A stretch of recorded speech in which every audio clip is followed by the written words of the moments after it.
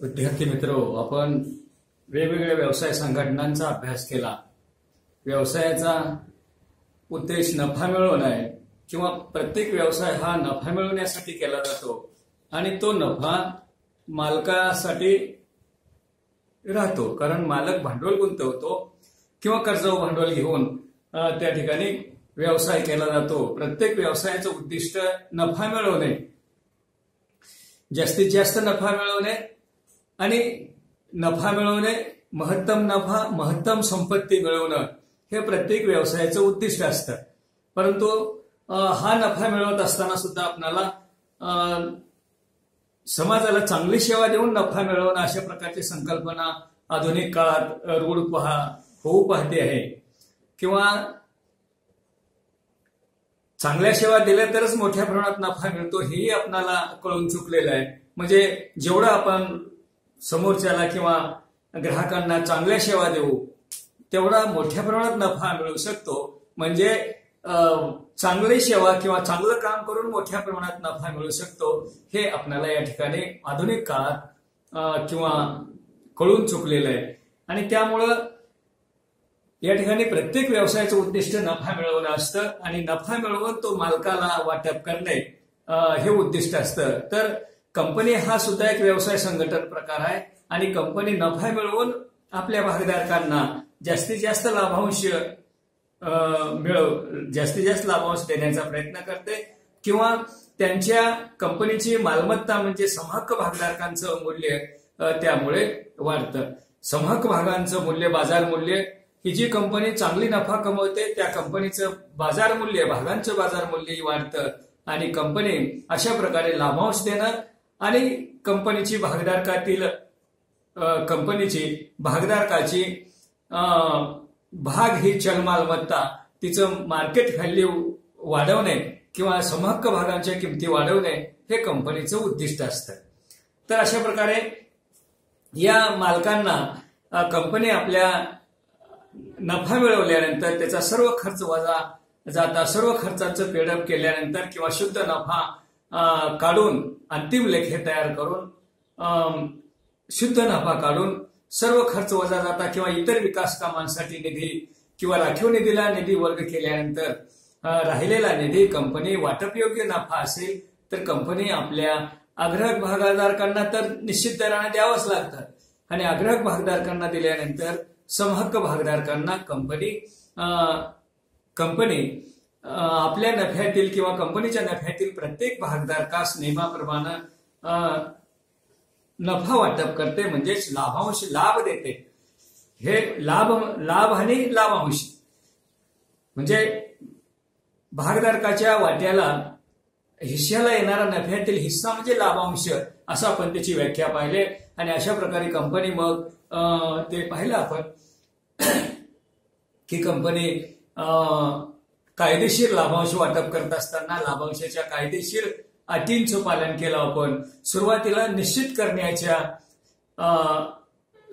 लाभांश निश्चित केला जातो, त्यानंतर घोषित केला जातो आणि त्यानंतर त्याचं वाटप केलं जातं. अशा 3 अवस्था किंवा 3 प्रकारचे विभाग कायदेशीररित्या कंपनीला पूर्ण करावं लागतं आणि लाभांशाची घोषणा झाल्यानंतर 30 दिवसाच्या आत प्रत्येक भागधारकाला नियमाप्रमाणे, कायद्याप्रमाणे त्या ठिकाणी प्रत्येक भागधारकाला तो लाभांश मिळाला पाहिजे.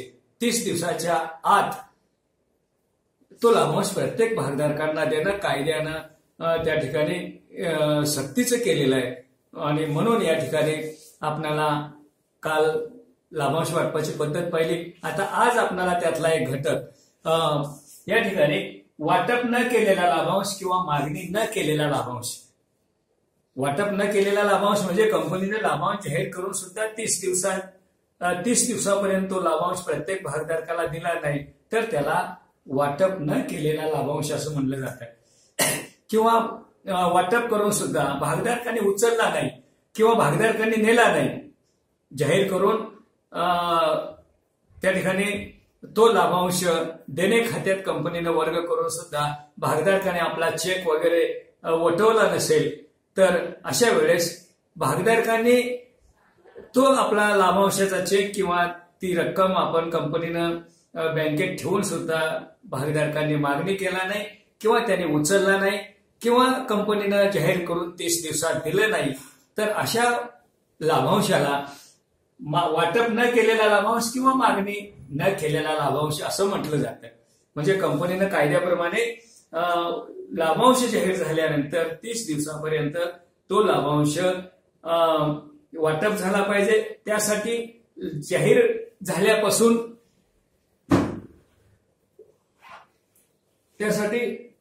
झाल्यापासून पुढील 2 ते 3, 4, 5 दिवसामध्ये कंपनीनं एकदा लाभांशाची घोषणा केल्यानंतर तो लाभांश कंपनीच्या बँकेत एका स्वतंत्र खात्यात शेड्यूल्ड बँकेत लाभांश देणे खाते म्हणून तो लाभांश वर्ग करणं आवश्यक असतं.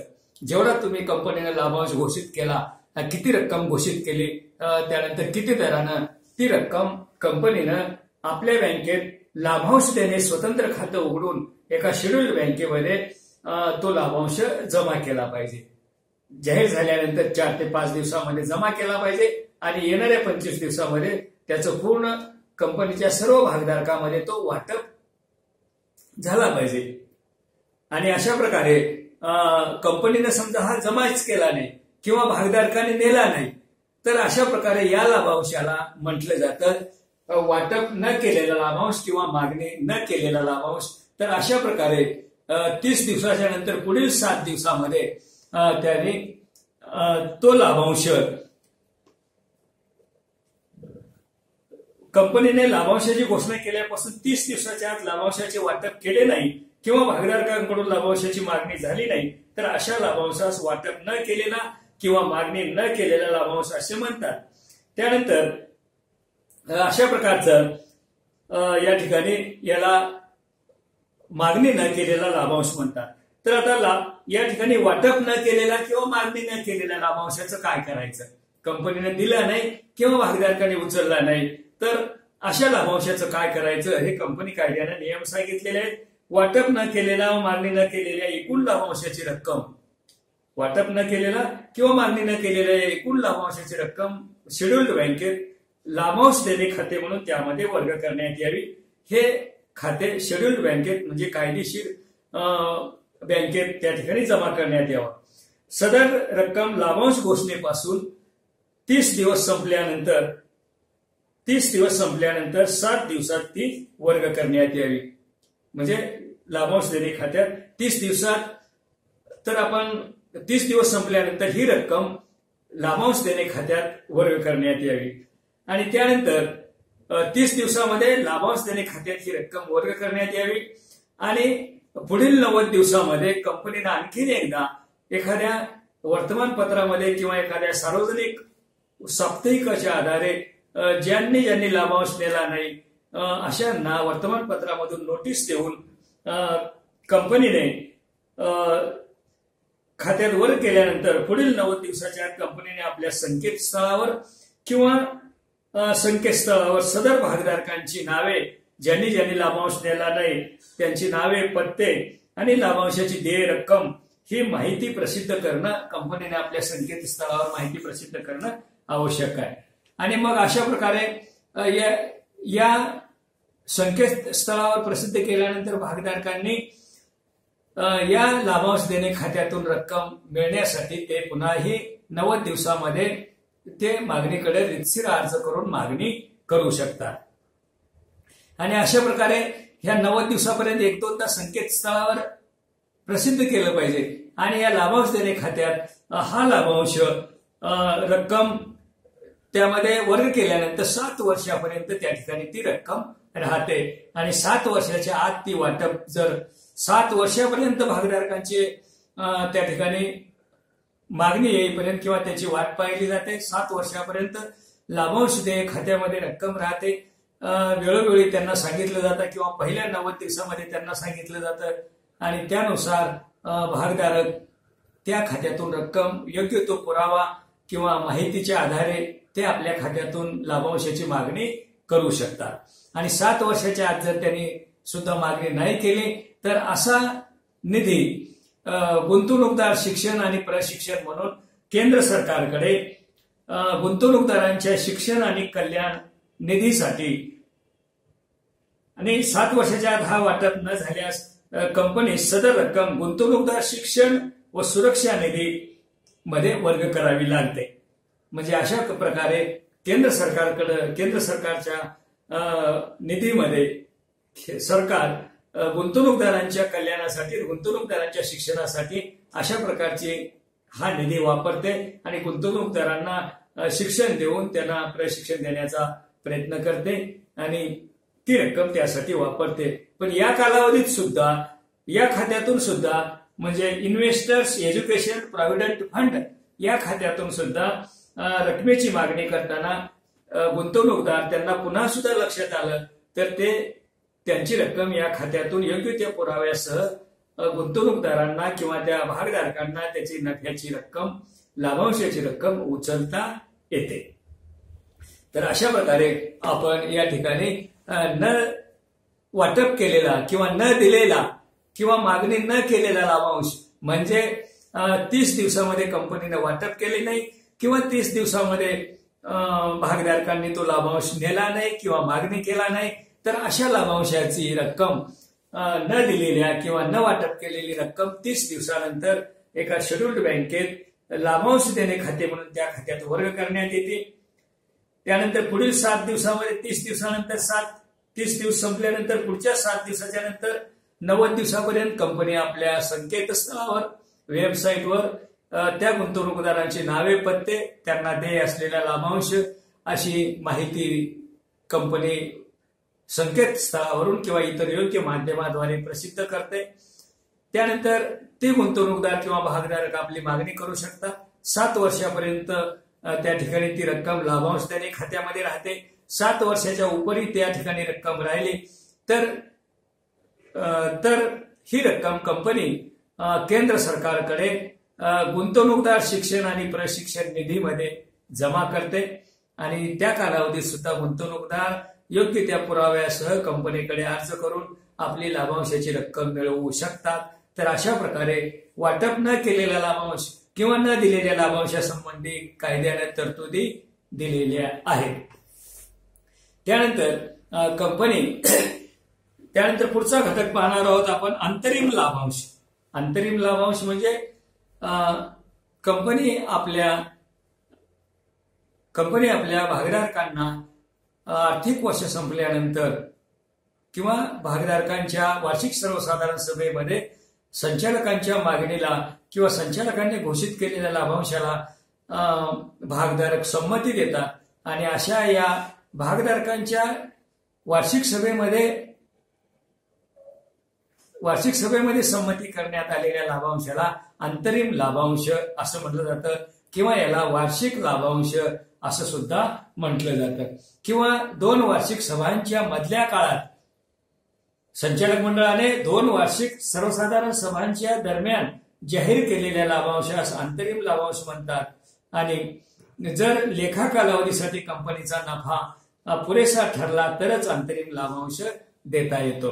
म्हणजे अशा प्रकारे कंपनीच्या नियमावलीने दिलेल्या अधिक्रमानुसार संचालक मंडळ अंतरिम लाभांश किंवा मध्यावधी लाभांशाचे 2 प्रकार, एक अंतरिम किंवा अंतिम लाभांश आणि मध्यावधी लाभांश. मध्यावधी लाभांश म्हणजे कंपनीला मोठ्या प्रमाणात नफा होत असेल, सुरुवातीच्या 6 महिन्याच्या काळातही मोठ्या प्रमाणात नफा झालाय, नंतरच्या 6 महिन्याच्या काळातही कंपनीला मोठ्या प्रमाणात नफा झालेला आहे आणि संचालकांना वाटलं की आताही नफा झालेला आहे आणि नंतरही नफा होणार आहे, अशी कंपनीची आर्थिक पोझिशन किंवा परिस्थिती असेल तर संचालक मंडळ मध्यावधी लाभांश जाहीर करू शकतं.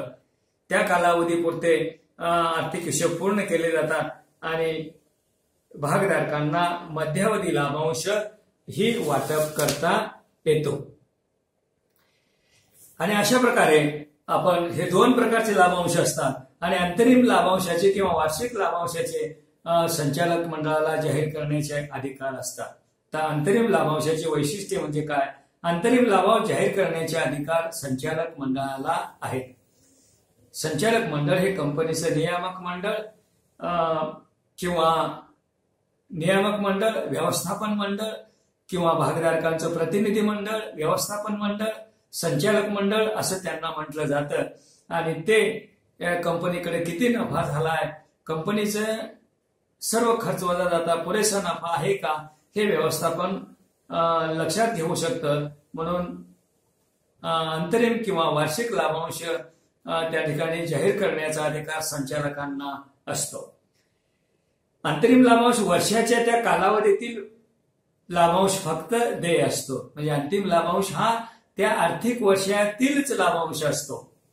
त्यानंतर अंतरिम लाभांश जाहीर करण्यापूर्वी कंपनीने वर्षातील काही महिन्यांच्या प्रमाणात नव्हे तर संपूर्ण घसाऱ्याची रक्कम वजा करून, लाभांश हा अंतरिम लाभांश हा वार्षिक असतो, तर त्या वार्षिक काळातील घसाऱ्याची रक्कम, कंपनीची जी स्थिर मालमत्ता आहे ती स्थिर मालमत्तेवरील घसारा वगैरे वजा करून, घसाऱ्याची रक्कम वजा करून त्या ठिकाणी लाभांशाची तरतूद केली जाते. संपूर्ण वर्षाची घसाऱ्याची तरतूद करून अंतरिम लाभांश दिला जातो. कोणत्याही राखीव निधीतून अंतरिम लाभांश देता येत नाही. कोणत्याही राखीव निधीतून अंतरिम लाभांश देता येत नाही. तर लाभांशासाठी त्या ठिकाणी कंपनीला योग्य प्रमाणात पुरेसा नफा शिल्लक असला पाहिजे. कंपनीच्या नियमावलीने लाभांश जाहीर करण्याचा अधिकार संचालकांना दिला पाहिजे. म्हणजे लाभांश वाटपाचं काम किंवा लाभांश वाटप करण्याचे नियम कंपनीच्या नियमावलीत दिलेले असतात आणि त्या नियमावलीनुसार कंपनी लाभांशाचे नियम तयार करून नियमावलीत नमूद करू शकते आणि मग नियमावलीच्या अधिकाराप्रमाणे कंपनी लाभांशाची रक्कम मग ते भांडवलातून वाटप करू शकते, अनुदानातून वाटप करू शकते, भांडवली नफ्यातून वाटप करू शकते किंवा चालू नफ्यातून वाटप करू शकते. तर हे लाभांश वाटपाचे अधिकार संचालकांना नियमावली मार्फत मिळू शकतात. आणि अंतरिम लाभांशाची घोषणा केल्यानंतर पुढील 5 दिवसामध्ये सदर रक्कम कंपनीला आपल्या शेड्यूल बँकेत ती रक्कम जमा केली पाहिजे. स्वतंत्र खात्यात लाभांशाची रक्कम जमा करणे आवश्यक आहे.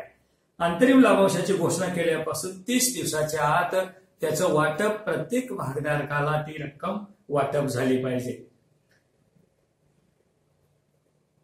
आणि घोषणा झाल्यानंतर 37 दिवसाच्या आत, आणि घोषणा झाल्यानंतर म्हणजे 30 दिवसाच्या आत म्हणजे त्या ठिकाणी बँकेत जमा केली पाहिजे लाभांशाची रक्कम. आणि 37 दिवसानंतर म्हणजे 30 दिवस संपून गेल्यानंतर ज्या भागधारकांनी ती रक्कम नेली नाही किंवा त्याला मिळवू शकले नाही किंवा त्यांना खात्यात जमा करून सुद्धा त्यांनी चेक वटवले नसतील, कंपनीने लाभांश देऊन सुद्धा त्या भागधारकांनी मागणी केली नाही किंवा त्यांनी तो लाभांश बँकेतून उचलला नाही, तर असा लाभांश न दिलेला किंवा वाटप न केलेला किंवा मागणी न दिलेल्या लाभांशाची रक्कम त्या ठिकाणी एका स्वतंत्र खात्यात रक्कम जमा केली जाते. पुढील म्हणजे 30 दिवसानंतर त्याची मुदत झाल्यानंतर पुढील 7 दिवसामध्ये अशा प्रकारची रक्कम लाभांश देय खात्यामध्ये वर्ग करावी लागते. सुरुवातीला 30 दिवसापर्यंत वाटपासाठी आणि पुन्हा न दिलेला लाभांश किंवा वाटप न केलेला लाभांश पुढील 7 दिवसामध्ये लाभांश देय खात्यात शेड्यूल बँकेत न वाटप केलेली किंवा न मागणी केलेली रक्कम त्या ठिकाणी जमा केली पाहिजे. आणि त्यानंतर 30 दिवसाच्या नंतर 90 दिवसापर्यंत ती रक्कम नेण्यासाठी कोणत्या भागधारकांनी रक्कम नेणे नाही त्याची सर्व नावे, पत्ते, देय रक्कम कंपनीच्या वेबसाईटवर प्रसिद्ध केली पाहिजे. आणि कंपनीच्या वेबसाईटवर प्रसिद्ध करून या ठिकाणी त्या लाभांश देय खात्यात 7 वर्षे ती रक्कम राहते आणि 7 वर्षानंतर ही रक्कम केंद्र सरकारकडे गुंतवणूकदार शिक्षण आणि प्रशिक्षण निधी किंवा गुंतवणूकदारांच्या कल्याणासाठी ही रक्कम वापरली जाते. तर अशा प्रकारे आपण लाभांशाची वाटप, त्याचे कायदेशीर तरतुदी किंवा मागणी न केलेला किंवा वाटप न केलेला म्हणजे कंपनीकडून वाटप झाला नाही किंवा गुंतवणूकदारांनी कंपनीनं वाटप करून सुद्धा तो निधी उचलला नाही किंवा त्यांनी घेतला नाही, असा निधी 30 दिवसानंतर 37व्या दिवशी लाभांश देय खाते स्वतंत्र बँकेत त्या ठिकाणी जमा होतो. 7 वर्ष त्या ठिकाणी राहतो बँकेत. त्यानंतर हा निधी केंद्र सरकारकडे गुंतवणूकदार शिक्षण आणि प्रशिक्षण करण्यासाठी केंद्र सरकारच्या गुंतवणूकदार शिक्षण आणि प्रशिक्षण निधी खात्यामध्ये तो रक्कम जमा केली जाते आणि त्यानंतर ही भागधारक ती रक्कम मागू शकतात. योग्य तो पुरावा सादर करून त्या ठिकाणी मागू शकतात. आपण खातच ते आहे. गुंतवणूकदारांचं शिक्षण आणि प्रशिक्षण किंवा कल्याणासाठी तो नफा वापरला जातो. मग ज्यांची रक्कम आहे त्यांना तर ते दिलीच जाते, परंतु रीतशीर योग्य त्या पुरावासह कंपनीकडून अर्ज करून त्या खात्यातून गुंतवणूकदार आपला निधी किंवा लाभांशाची रक्कम मागू शकतात. तर अशा प्रकारे आपण लाभांश हा घटक संपवला. पुढच्या पिरियडला आपण व्याज किंवा आताच पाहून टाकू. व्याज म्हणजे काय?